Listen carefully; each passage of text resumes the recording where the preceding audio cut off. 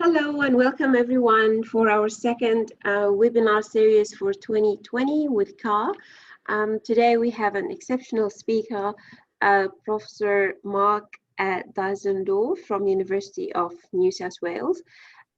Mark is an honorary associate professor in environment and governance at University of UNSW in Sydney.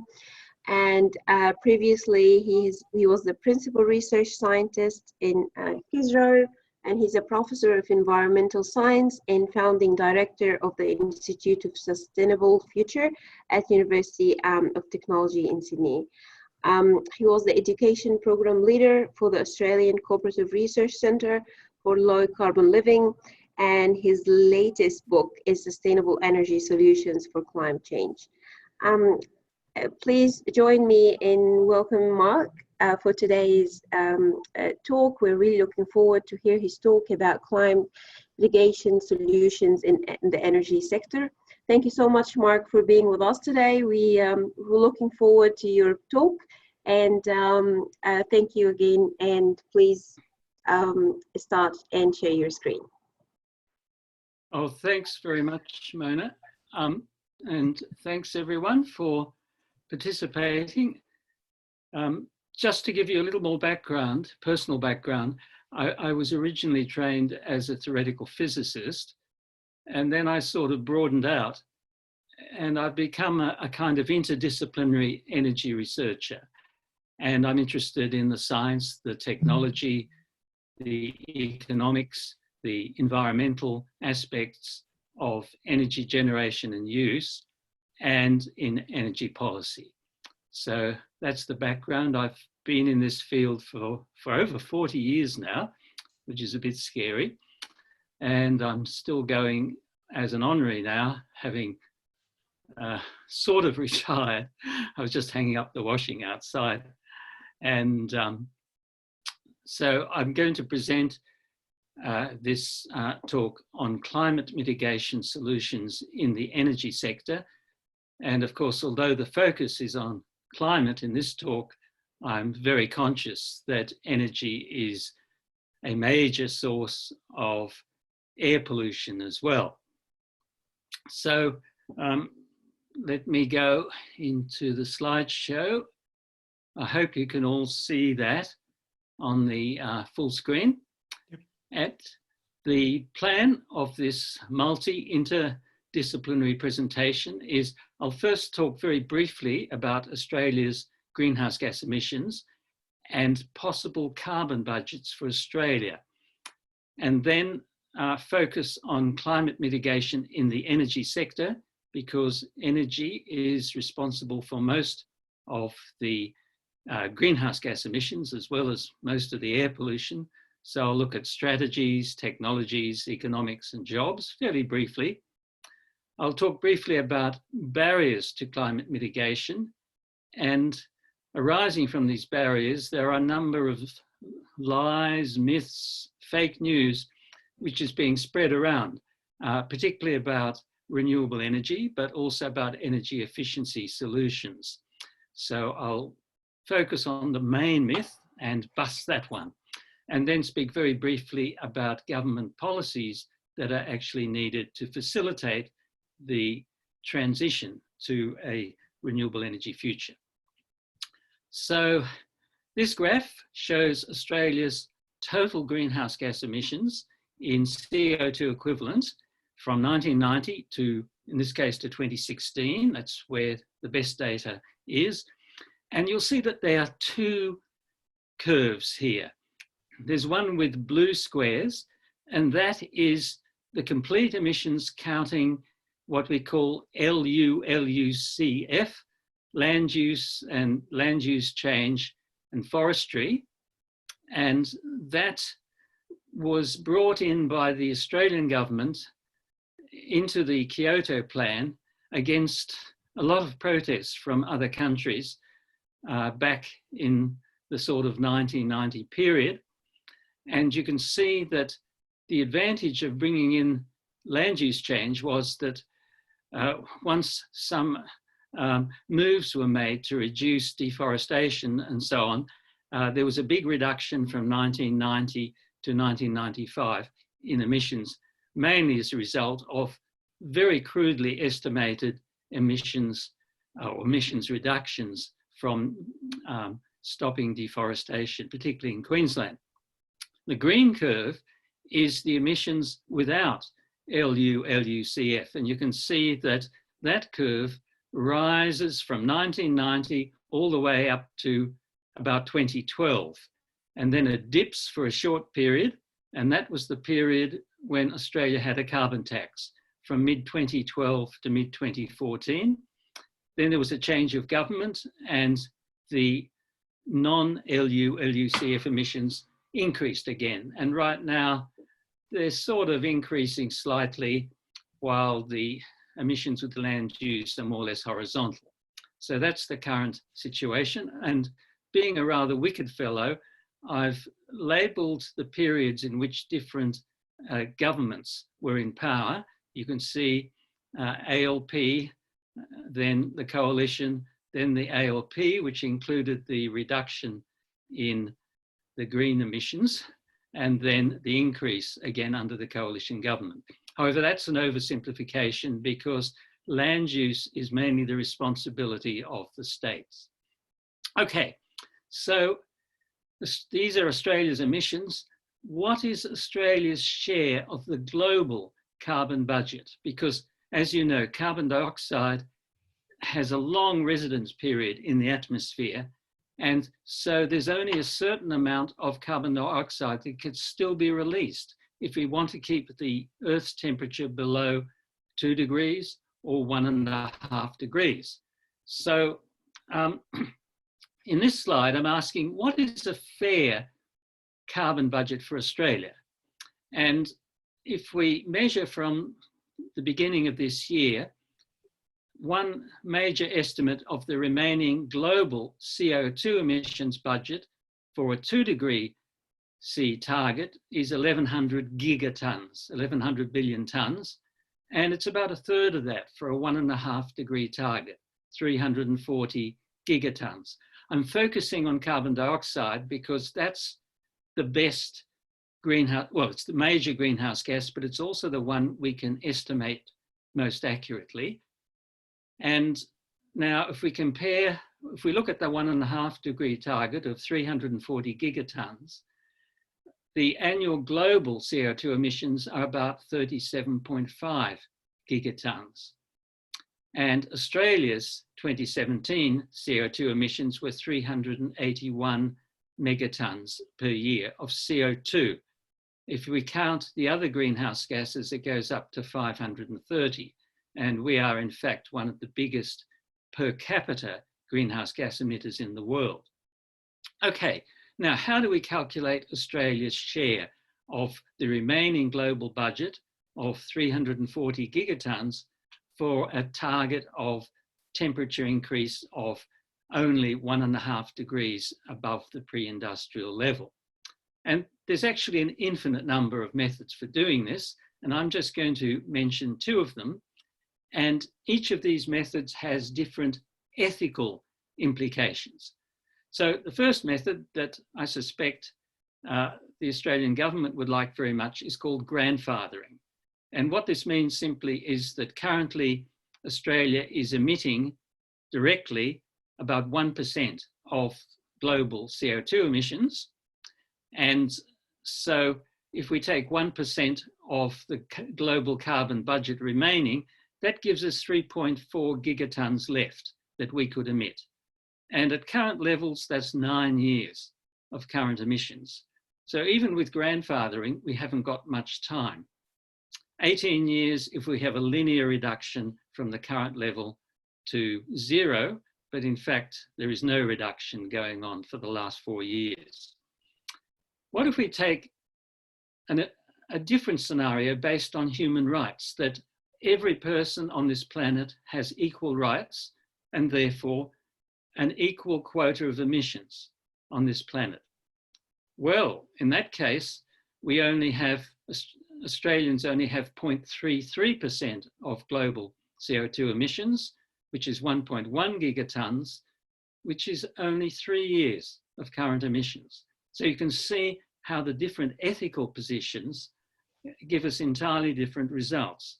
But I haven't seen any member of government or even any member of the media discussing the human rights aspect of granting equal emissions to every person currently on Earth.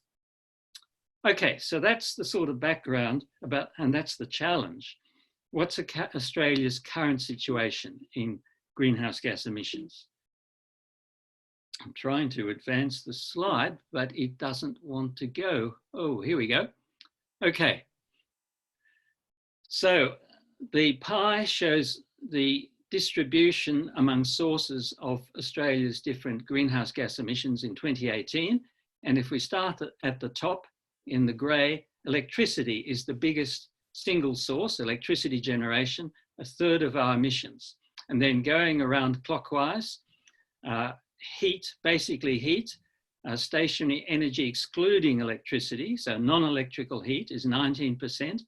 At the bottom, transport is also 19%. Fugitive emissions, 11%. Fugitive emissions are the emissions associated with energy generation and mining coal and mining gas and oil and so on. They're the emissions that escape during those processes. So if we add up all those energy-related emissions, we get 82% of Australia's emissions coming from energy use at present, from fossil fuel use in particular. Then if we keep going around the pie, industrial processes other than those using energy, 6.4%, agriculture 13%, waste 2.2%, and according to very rough estimates, the land use change and forestry minus 3.6%. So that's the scene. Now I need to tell you that the easiest component of energy use to transform to zero emissions is electricity. And so, although electricity is only 1/3 of total emissions, we can in fact provide almost all our heat requirements and transport requirements also from renewable electricity, and that would also cut out the fugitive emissions. So the key thing is in this transformation is shifting to an electrical energy future. There are some exceptions in the transport area. Air and sea transport can't run, in most cases, can't run directly off renewable electricity.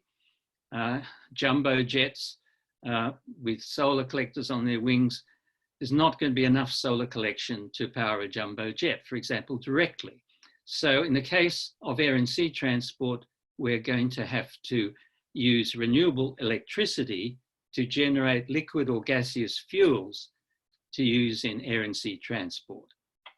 Okay, so this leads us to, just trying to get, sorry, this, having a little trouble advancing slides. Okay, this leads us to the recommended energy transition strategy.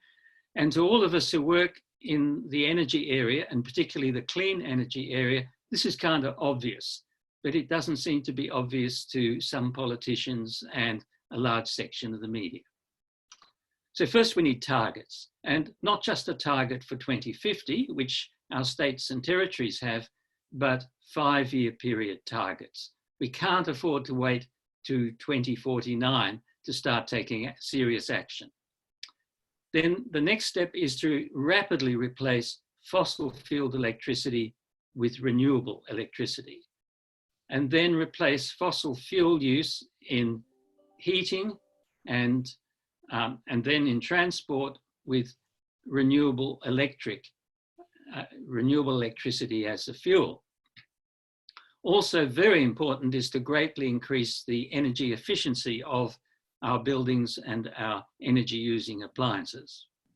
Now along the way, we have to have consideration for workers in industries connected with the fossil fuel industries that will be disadvantaged by this transition.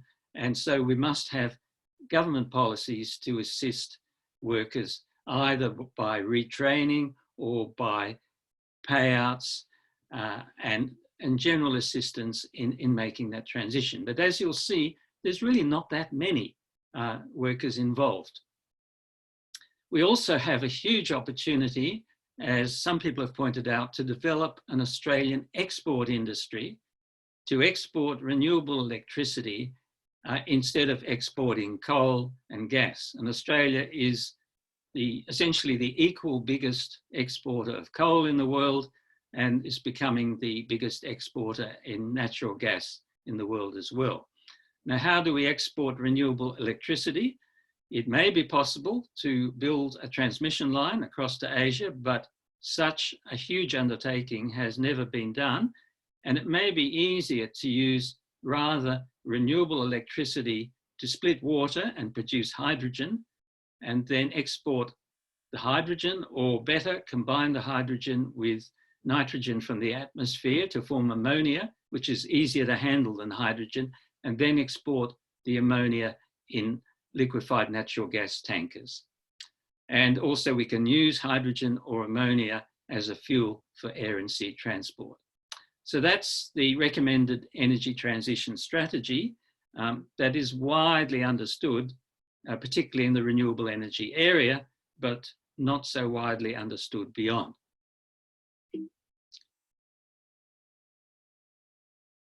I should mention in passing, of course, that fossil fuel use, as you know, has huge impacts in addition to its climate impacts. In your centre, you would be researching air pollution, and others are researching the respiratory diseases that arise from that. You can see in the top right, lungs from a teenager in Los Angeles who sadly was killed in a car accident and was a non-smoker. So that black stuff on the lungs is the result of air pollution. Down the bottom, land degradation. That's an aerial picture of part of the Hunter Valley that people who are going there to drink wine may not actually see. Bottom left, it needs to be stated that using coal-fired power stations, they use a lot of water, and in particularly Mount Piper Power Station near Penrith is using essentially Australia's, Sydney's drinking water, water from the Cox's River that would otherwise flow into Warragamba Dam. And also a lot of water is used for washing coal, and that makes it polluted, to say the least. Excuse me while I have a sip of water.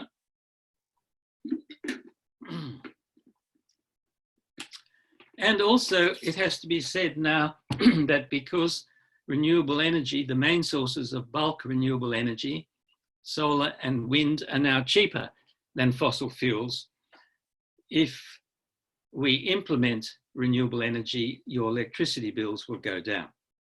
Okay, so that's an aside. And we now are in a situation we actually can choose between following the fossil pathway or going to what I would call an ecologically sustainable energy pathway based on renewable energy and reducing wasteful demand by means of energy efficiency and energy conservation. We have almost all the technologies we need. They just have to be scaled up, but they are disruptive technologies, disrupting the existing energy system, and therefore there's a lot of resistance and false myths that are being propagated about renewable energy and even energy efficiency. Just a little about energy efficiency. This is not my main area of expertise, but just to remind you that there are many measures to save money and energy at the same time in the home, in the office, and in industry. And there's just a few pictures of some of them. You see water efficient shower heads, evaporative cooler, buying energy efficient appliances, heat pump hot water systems, ceiling fans, LED lights, and so on. And this picture was compiled by Alan Pears, who is one of the foremost experts on energy efficiency in Australia.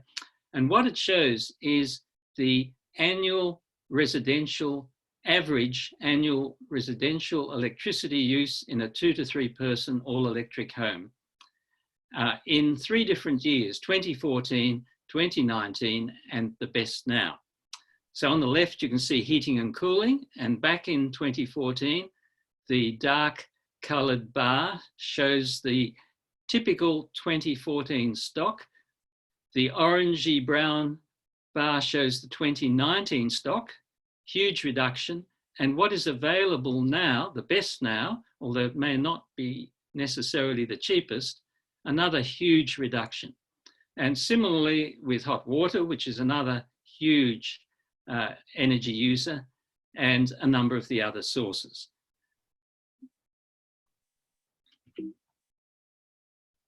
Okay, I'm going to move now to my main area of research interest, which is renewable energy. And the first thing to say is that Australia has a huge diversity of renewable energy sources and potential sightings. So we've got wind, we've got solar PV, we could have CST, which is concentrated solar with thermal storage. On the top left, thousands of mirrors focusing on a central point and storing the heat overnight in tanks of molten salts. Bioenergy, you can see bottom left, a bioenergy power station using as a main fuel sugarcane residues in Queensland. We have limited conventional hydro, but huge potential for unconventional hydro, which I'll discuss shortly. Top right, of course, we have huge wind power potential in southern Australia. We do have enormous potential for hot rock geothermal power, but this is a very difficult and expensive source to actually tap, and there hasn't been any serious, real success at present in Australia. We also have big wave power potential, but wave power technologies are still at a demonstration stage. They're not really commercial yet. I have to say something about jobs. And on the left-hand side, the direct jobs in thermal coal mining, that's mining coal for generating electricity, and in coal-fired power stations, are about 30 to 40,000. They vary. And coal provides about 60% of our electricity. Now, if we go over to the right-hand side, the direct jobs in wind and solar, which only provide 12% of electricity together at present, already 13,000 jobs. So you can see that there are far more jobs potentially as wind and solar replace coal in the renewable scenario. If we go back to the left-hand side and look at direct jobs in coal mining for coal burnt in Australia to provide electricity, and most coal, of course, as you know, is exported, but a small fraction is burnt in Australia. There's only about 4,000 to 6,000 jobs there. So you can see already the direct jobs in wind and solar are more than double the direct jobs in coal mining and coal burning for use in Australia. And of course, this comparison doesn't take into account the potential for manufacturing components in Australia of renewable energy systems. Economics, I won't go through this slide in detail, except the top two bars are utility solar PV. Lazard is a multinational financial investment advising corporation. So it doesn't have any particular interest in particular technologies. It just recommends to investors what's the best. Solar and wind, very cheap now. Wind in the middle, just as cheap, $28 to $54 US dollars a megawatt hour, depending on the site. Nuclear coming down $118 to $192 per megawatt hour, and coal 66 to 152. So if we take wind and solar alone without storage, they are many times cheaper than new coal or new nuclear. Another study has been done by CSIRO together with AEMO, the Australian energy market operator. And on the left-hand side, you see the costs for this is the cost of electricity from new coal and gas-fired power stations, around $100 per megawatt hour. In the right-hand ellipse, first you see wind and solar PV, solar photovoltaics without storage, and they're about half, their electricity is about half the cost of that from coal and gas at present. If you add storage, then that lifts their cost of electricity to about equivalent to that of coal and gas. But the current situation is that the costs of wind and solar are still declining quite rapidly, particularly for solar, while the costs of coal and gas are not declining at all, and in fact are increasing. So we have new technologies that are economic, they are available, they just need to be scaled up, but we need a few policies, unfortunately, from state and federal government to actually smooth the way, to make that transition a smooth one rather than a rough one. Okay, one more background picture. The total investment, global investment in 2018 in new electricity capacity is shown here. And if you add renewables, the hydro and renewables excluding hydro, that's mainly wind and sun, you come up with 272 plus 16, 288 billion US dollars equivalent. And that is more than double the annual investment in fossil fuel electricity and nuclear power combined. So it is no longer correct to talk about renewable energy as alternative energy. It is mainstream, and it has already been mainstream on a global scale for several years. Okay, now we come to barriers, and you will recognize the political barriers there. Our politicians are holding a lump of coal in Parliament House that was supplied to them by the Minerals Council of Australia, and very thoughtfully, the Minerals Council lacquered the coal so that the politicians wouldn't get their hands dirty. Now, on the left-hand side, we see some news reports, not from the News Corporation, unfortunately, but from the Sydney Morning Herald and Guardian, of really concern about the bias in News Corp's coverage of climate change, the fires, and also covering renewable energy.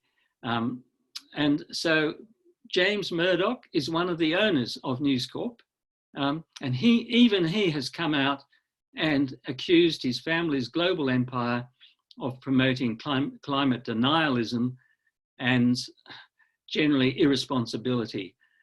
Coming down to the bottom, Emily Townsend, a senior financial manager for News Corp, has resigned, again lashing out on the climate misinformation in the bushfire coverage in this case.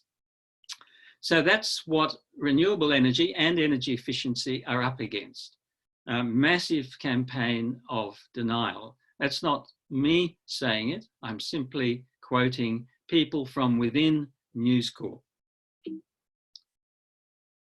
And unfortunately, the level of debate by some politicians is also very low, particularly about renewable energy. If you look very intently, you will see a wind turbine in the background, excuse me, and basically there have been political attacks on the appearance of wind turbines, but none, of course, on open-cut coal mining. Okay, so there are many false myths being spread about renewable energy and also, surprisingly, about energy efficiency, but I only have time today to discuss one of them. The principal myth is that you need baseload power stations to operate an electricity grid. A baseload power station is one that operates at more or less full power 24/7. So it's coal or If we don't have coal, it might be nuclear. So the myth is that they are necessary and that renewable energy can't provide baseload power stations. This misinformation is refuted both by practical experience and computer simulation modeling. In the practical experience area, we now have experience from countries and states of countries with, on average, more than 50% variable renewable electricity, that is wind and solar. Countries like Denmark, Scotland, which is almost a country, 2 North German states, which are currently running on 100% renewable electricity average, but they have strong transmission line connections to their neighbours, and South Australia, which is also over 50%. And then the computer simulation modelling, which I will discuss briefly because I'm part of a research group there. I'm going to skip over this slide, and I'm happy to make my slideshow available later just to save time. This simply lists some of the countries with strong renewable targets and their progress. So moving to computer simulations of, in this case, the Australian national electricity market with 100% renewable electricity. And these simulations are done with real data and hour-by-hour data spanning up to 6 years. Real data on wind, on sun, and electricity demand. And you can see there 6 very challenging days. Excuse me. 6 challenging days in the winter of 2010. Each day you could see 2 peaks per day, a breakfast peak and a dinner peak, and that's because it's winter.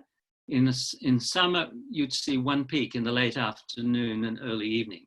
So these are separate days, and the different colours are the different renewable energy sources contributing. So wind is green, solar photovoltaics is a dark blue, hydro is light blue, concentrated solar thermal with thermal storage is yellow. And then there are some gaps. At the beginning, you can see the brown are the gap fillers because there wasn't much wind blowing at that time for those 2 days. And in our simulations, we filled the gap with what we call dispatchable renewables, renewables that can be sent off, the power can be sent into the grid when it's needed on demand. So they can be dispatched, that's the technical term. And in our simulations, we used a combination, well, in addition to existing hydro, which you can already see there, which is of course dispatchable if it comes from a big dam. We used concentrated solar thermal power with thermal storage, and we used some gas turbines. They're like jet engines, but they were burning renewable fuels. So that's how we handled the gaps. And there are not very many gaps. The gap fillers take a few % of annual electricity. Okay, so the result was, and this is the final paper in a whole series of papers, this one by Ben Elliston, former PhD student, now Dr. Ben Elliston, Jenny Rees and Ian McGill. And what the pie shows is the contribution from the different renewable energy sources averaged over a year. And you can see wind contributed 70%, solar, well, the 8% seems to have fallen off, but solar was 8%, existing hydro was 7%, CST, concentrated solar thermal, well, with thermal storage was 8%, and GT, gas turbines, in this case it was 7%. Now, if you add the wind and the solar together, 78% of annual electricity was provided by variable renewables, or some people call them intermittent renewables, wind and solar. And they were balanced by quite a small proportion of dispatchable renewables. So, and this was a reliable system. It met the reliability criterion for the national electricity market. And there are no baseload power stations. And the amount of storage in the system, in the hydro, in the CST and the GST and the GT was remarkably small. Now we thought we were doing well. but then more recently, Andrew Blakers, Bin Liu, and Matthew Stocks at ANU, using Ben Elliston's computer simulation model, did their hourly simulations, and they used different, instead of using what I would call dispatchable renewables, they actually put storage into the system in the form of what we call pumped hydro. So that's in addition to existing hydro, which in the year they did it, existing hydro was 8%. And if you add wind and solar together, 92% of annual electricity was provided reliably by variable renewables, wind and solar. And they were balanced by existing hydro and storage in the form of what we call off-river pumped hydro. And the pumping of the energy, that's pumping energy into a store, was done by excess wind and solar, because wind and solar are becoming so cheap now that it makes economic sense to install far more than you actually need and use the excess to pump water from a lower to a higher reservoir. And that's the form of storage used by Blakers, Liu, and Stocks. So a bit more about pumped hydro. Conventional pumped hydro exists. It's the main form of electricity storage around the world by far. And in this case, you have two reservoirs on a river. So a dam high up at high elevation on a river, another dam lower down. The water is released from the upper dam, flows down through a turbine when required to generate electricity.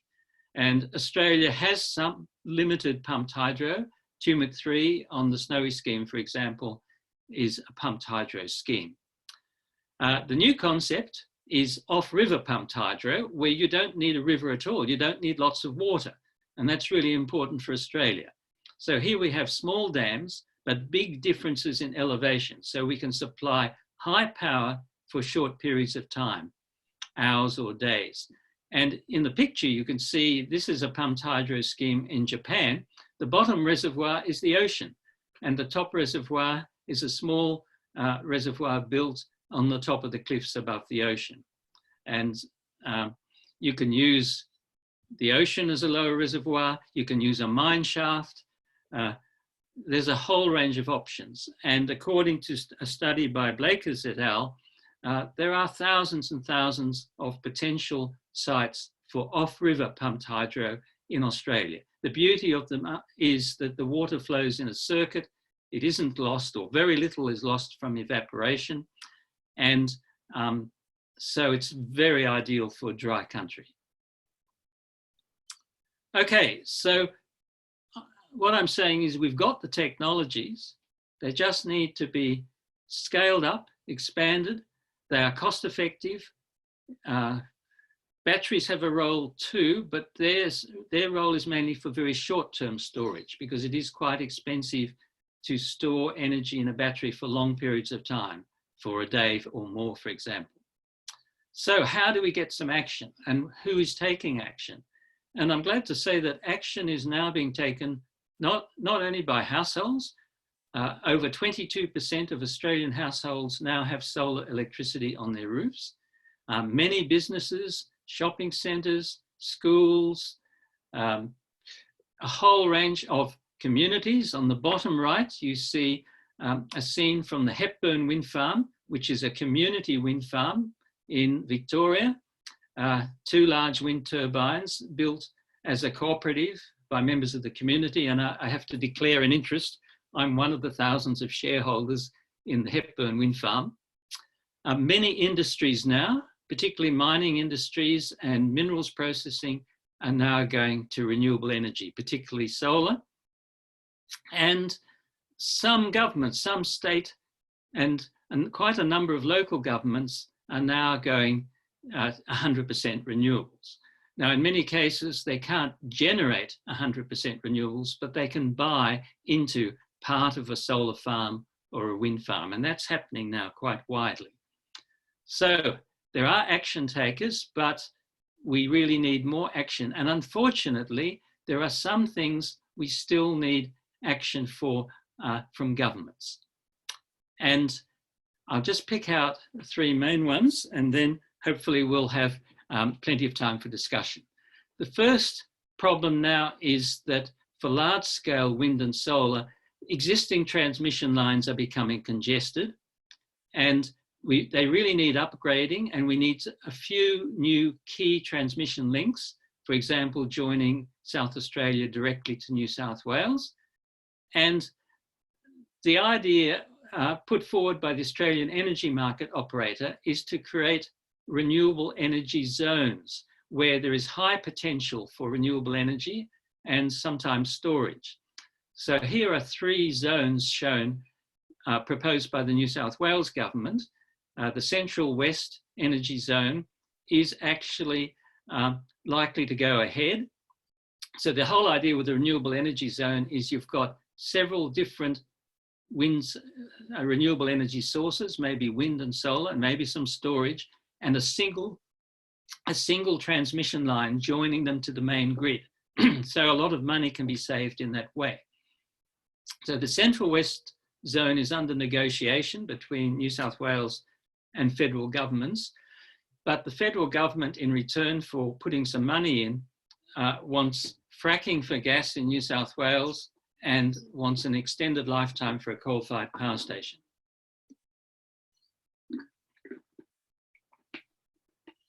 Two other excellent potential renewable energy zones are the New England Zone, where there's huge wind and solar potential and huge potential for pumped hydro, with differences in elevation of up to 600 meters, which is absolutely enormous. So this is one of the key things that's needed now, and we're in a situation where a number of wind and solar farms are under development and there isn't enough transmission capacity to feed all their power into the main grid. And this was obvious already many years ago, but nothing was done, sadly, to do that. And unfortunately, it takes longer to build transmission lines than it does to build a wind farm or a solar farm.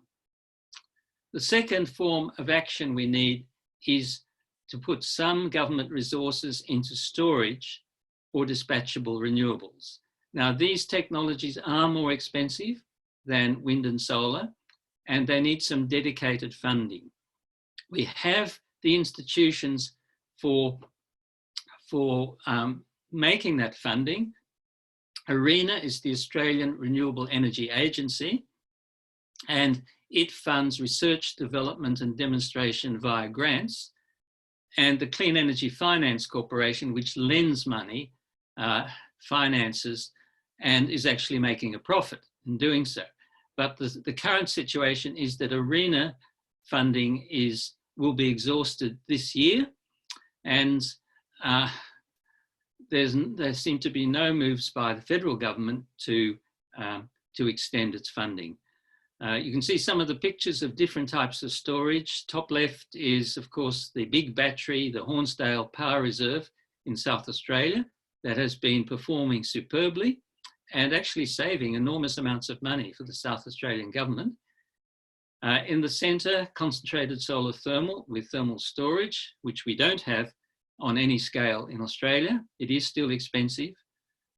Top right is a jet engine, a gas turbine, which can burn renewable fuels as well as fossil fuels, or instead of fossil fuels.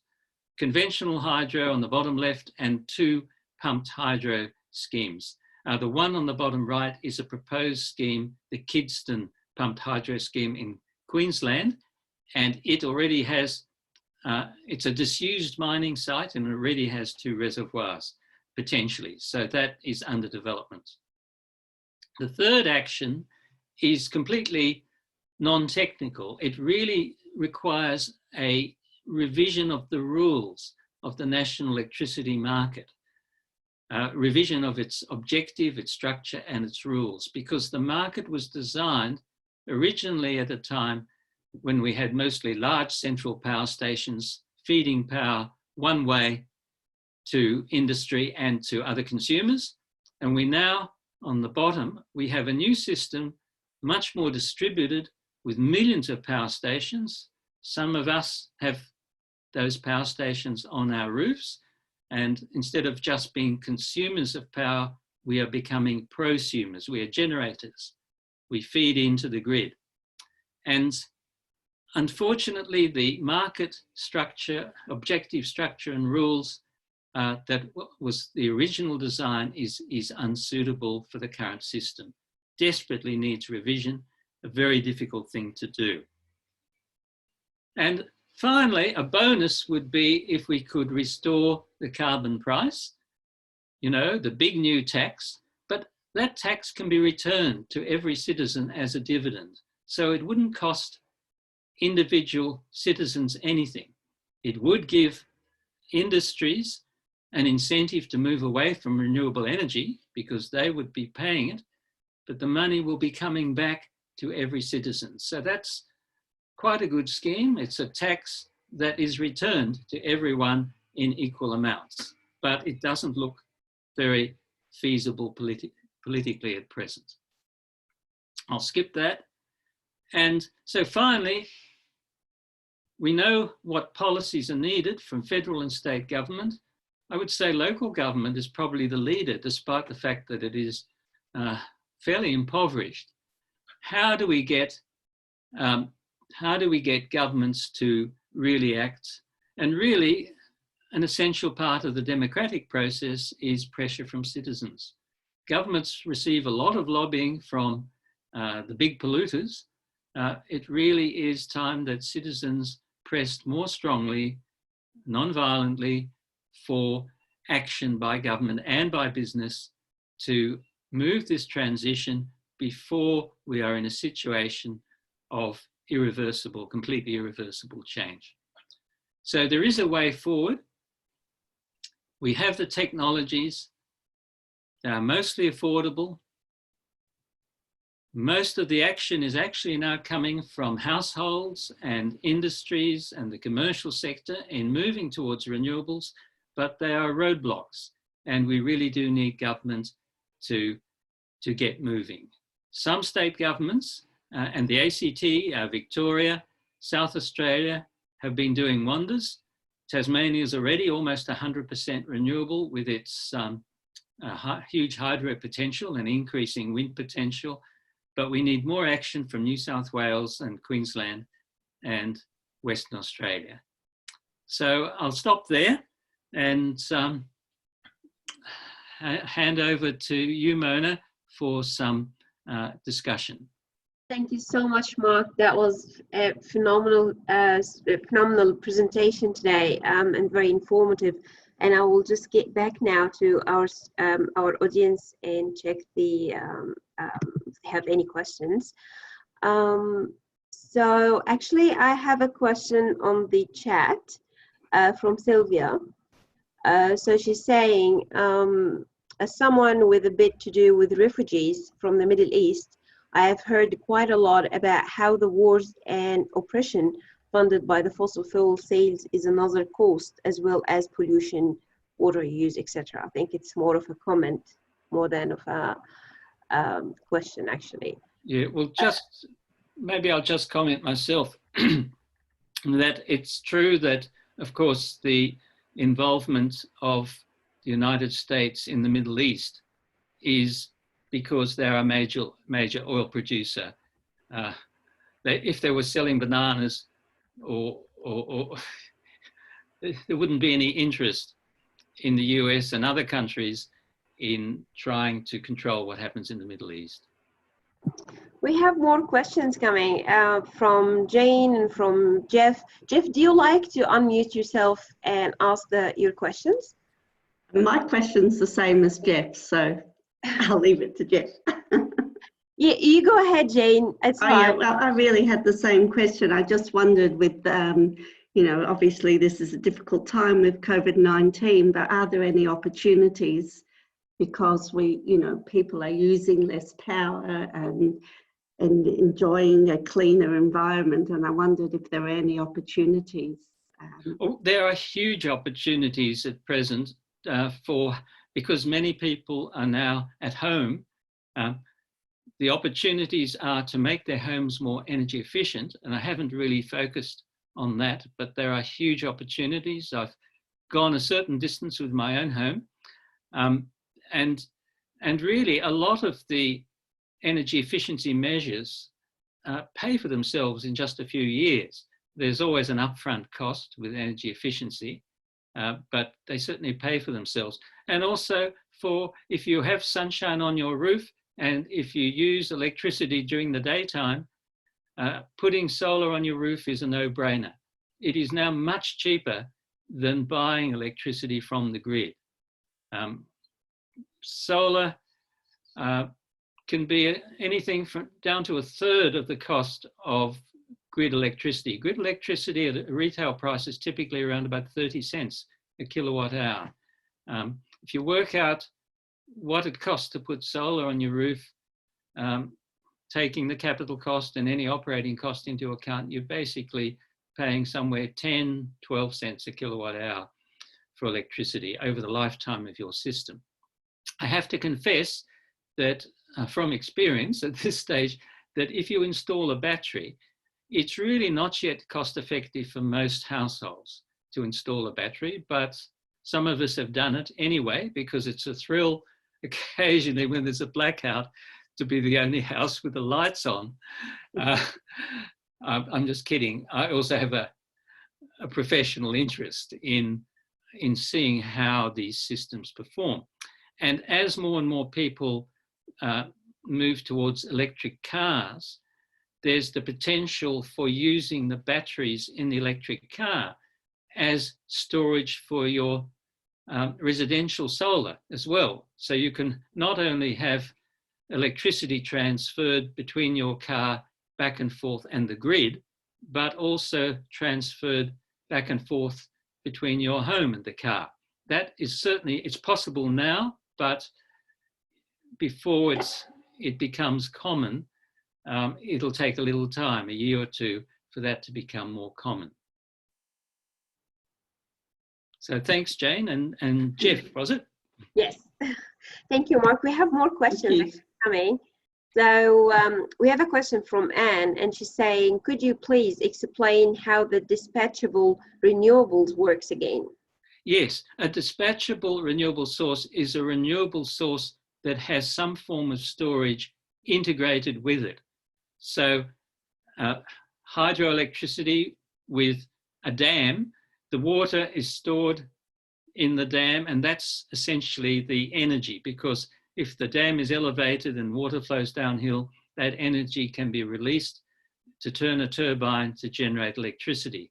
For concentrated solar thermal power, during a sunny day, some of the, so you're looking at this system of thousands of mirrors focusing on some central tower, producing enormous amount of heat. Some of that heat can be used to boil water, to turn a turbine, to produce steam, to turn a turbine, to generate electricity in real time during the daytime. But if it's a sunny day, excess electricity can be stored by heating a tank of molten salt. And then at nighttime, that heat can be drawn out to boil water again, to produce steam, to turn a turbine, to generate electricity. You can also have chemical storage. So in our computer simulation modeling, gas turbines played a role, and they had their energy store was in the fuel store for the gas turbine. And in our case, it was renewable fuel, which could be a biofuel, or it could be renewable hydrogen or renewable ammonia. So the fuel store then can be used to generate power on demand when it's needed. So the whole essence of dispatchable power is that it can provide power on demand. Pumped hydro, again, is you've got a closed circuit where when you have excess renewables, they pump water uphill from a lower reservoir to a higher reservoir. When you have high demand for electricity, or perhaps not much sunshine or wind, you can release the water so it falls down, turns a turbine, and generates electricity. Batteries, of course, are a chemical form of storage, and they are very useful, as we're finding in South Australia, for short periods of storage to balance the whole system. Thanks, Mark. We have another question from Adrian. He's saying, thanks, Mark, great talk. Do you see current requirements of reliability of supply of energy a barrier to transition to renewable energy in Australia?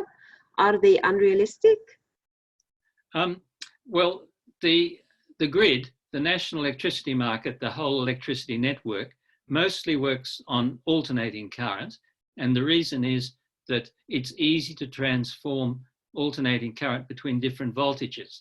So you have these huge transmission towers carrying vast quantities of power at very high voltage to industries and to cities, but we can't handle such high voltage.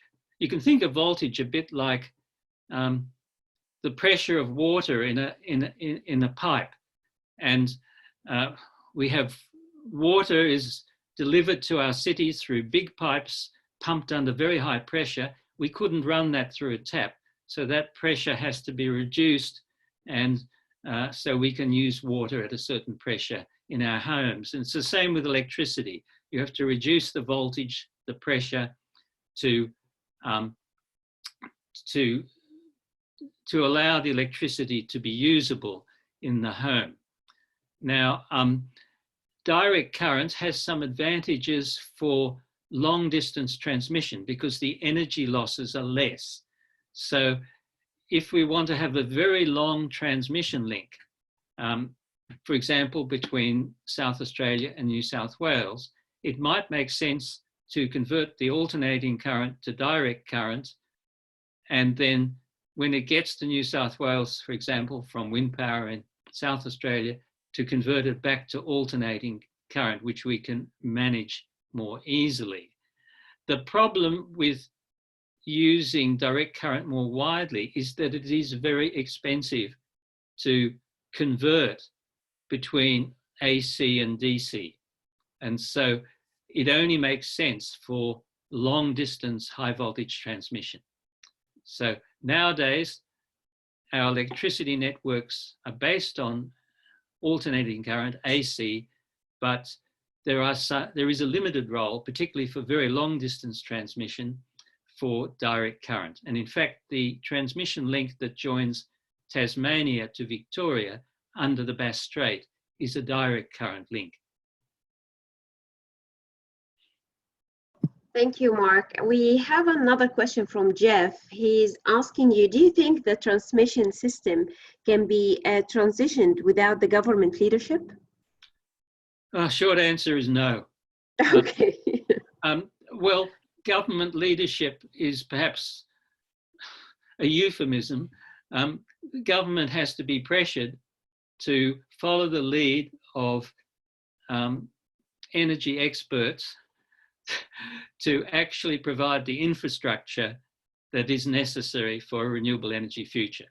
So we've gone a long way, but at this stage, we do need federal and state governments to come to the party and allow growth in renewables to continue at a high rate. And growth in renewables will continue despite resistance by some governments, but it'll be much more difficult to make the transition. I mean, economics is driving, as well as environment, is driving the transition right now, but I cannot see how private industry, the institutional structure is basically that COAG, the group of heads of government from the states, territories, and the Commonwealth have to make these decisions, actually, or their energy subgroup. And it's a very cumbersome process because you need to get agreement between all these different parties. But we are seeing a small movement there, but very, very cautious and shy. So there is an upgrading going on, a modest upgrade in the transmission link between Queensland and New South Wales, and it looks like there may be some modest upgrading in the transmission from South Australia into Victoria and possibly onto New South Wales. But what is needed is something much more substantial. And we need these renewable energy zones, which make lots of sense. But planning a renewable energy zone means just that. It makes sense to have some strategic planning. And the neoliberal ideology that is still very powerful is leave it to the market. Well, the market will not solve this problem. Unfortunately, the markets are very good for some things, but they will not create the infrastructure that we need when we need it. Thank you, Mark. We have quite an interesting question asking you about, do you have any ideas on how to get the landlords interested in rooftop solar and energy efficiency upgrades for their properties? Very good question. Yes, there are some moves to, among some of the states and territories. Now, one related move in the ACT has been that if you want to sell your house, you have to get an energy audit of the house, and that energy audit has to be published on the sale documents. It has to be made available to potential buyers. Now, that could be extended to rental documents as well. If you want to rent a house or an apartment, you would have to provide an energy audit, and that provides lots of jobs for energy auditors, by the way. And quite a long time ago, when I sold my house in Canberra, I thought it was pretty energy efficient. And the auditor came along and he said, yes, this is good, but here you could make some massive improvements. And he was right. So that's one thing. But this is also a situation where the market fails. So you do have to have regulations and standards. You can combine the regulation with some financial incentives to landlords, and that approach is being explored at present in some states and territories in Australia. So, and I think that's a very important thing, because increasingly more and more people are renting their homes, and there needs to be pressure and policy to ensure that all inhabited buildings are highly energy efficient. I mean, the Danish government did this very powerfully during the oil crisis in the 1970s. They simply passed a law saying within so many years, all houses in Denmark have to meet the following energy efficiency standards. And when the oil price, which had jumped up enormously, when the oil price fell, the global oil price, the Danish government kept it up at the high price, collected the difference to give people additional incentives to make their homes energy efficient. And recently, when I visited a colleague in Denmark in his home, it was a very cold day and I was really shivering, and I knocked on the door and he greeted me and came inside, and it was beautifully warm. And I said to him, wow, it's nice and warm in here. It's freezing outside. What sort of heating are you using? And he said, heating? I'm not using any heating. Well, actually, I have a printer going, some lights, a photocopier. That's enough. It was a super insulated house, and very, very effective. Of course, there is a capital cost involved in that. And look, one more comment to make, that this is this time of COVID-19 is a key time to upgrade infrastructure. Interest rates are incredibly low. So both for governments and for industries and for households, it's really cheap to borrow money, to make improvements, and do it at very low cost. We have a final question, Mark, if you don't mind. Sure.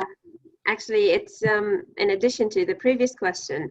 Luke, he's interested about your take of the viability of solar gardens and how they compare to other options. Well, I think that there is a role for solar gardens, certainly, for people who don't have opportunities for solar in their own homes. I think it's fantastic. And in Europe, some parts of Europe, they are very common, and some parts even of the United States.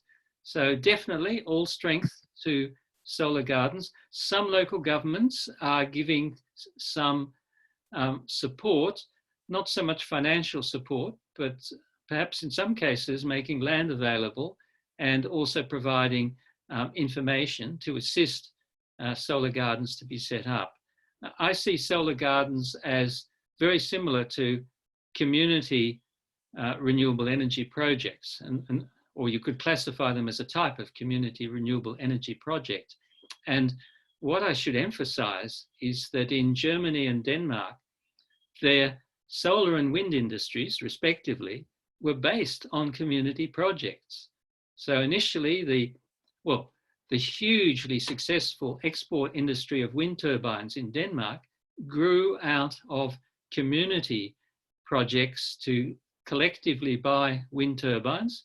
Denmark doesn't have a lot of sunshine for half the year, but it is very windy.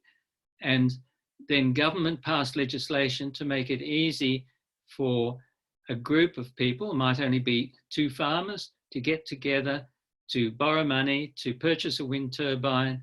The bank would then collect the revenue from the wind turbine and take its cut and forward the rest on to the farmers.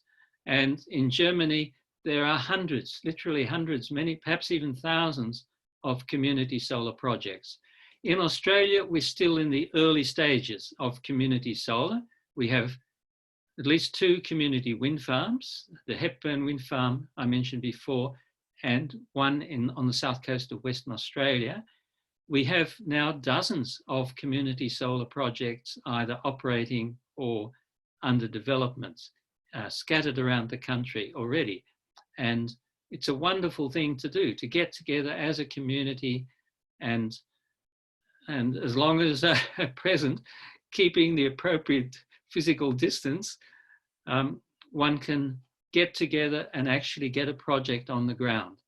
It's a great time to borrow money to purchase a project, to purchase the technology also. So yeah, so thanks for the question. Thank you so much today for the informative and the great presentation. It was personal pleasure for me to arrange all of this today with you, and thank you so much. And I hope we see you more and more and more in CAR, and looking forward to your work and your team and updates, and stay safe. And thank you so much for your time and generosity with us. Well, thank you very much, Mona, for hosting this event, and for the other participants. That's great. So all strength to your webinars in the future. Thank you so much, Mark. Thank you. It was really a pleasure. Thank you. Bye-bye. Thank you everyone for coming today. Thank you so much. Thank you. Thank you. Thank you. Thank you so much. Thank you everyone for coming today. It was a great talk. Thank you so much. Thank you. Thank you. Bye.